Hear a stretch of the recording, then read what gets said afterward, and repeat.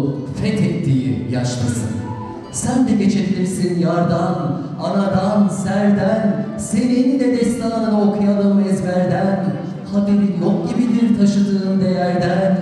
Elde sensin, dilde sen, gönüldesin, baştasın. Fatih'in İstanbul'u fethettiği yaştasın. Yüzüne çarpmak gerek zamaninin fendini.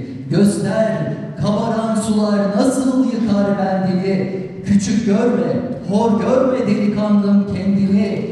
Şu kırık abideyi yükseltecek taştasın. Fatih'in İstanbul'u fethettiği yaştasın. Bu kitaplar Fatih'tir, Selim'dir, Süleyman'dır. Şu mihrap Sinanuddin, şu minare Sinan'dır. Haydi artık uyuyan destanını uyandır. Bilmem neden günlük işlerle telaştasın. Kızım sen de Fatihler doğuracak yaştasın. Delikanlım işaret aldığın gün atandan yürüyeceksin, millet yürüyecek arkandan. Sana selam getirdim Ulubatlı Hasan'dan. Sen ki burçlara bayrak olacak kumaştasın. Fatih'in İstanbul'u fethettiği yaştasın.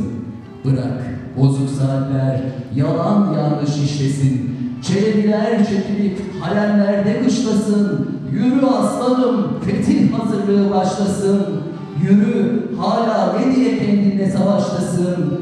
Fatih'in İstanbul'u fethettiği yaştasın.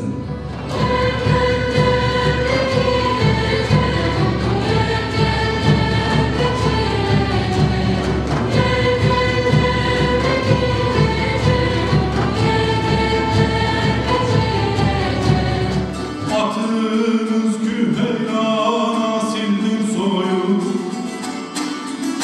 Şadile Murat'tan içer suyu.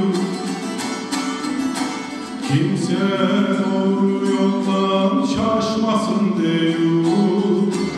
Vardır o bakmalara, yollara düşen, şimşek gibi çarpan, sel gibi coşan.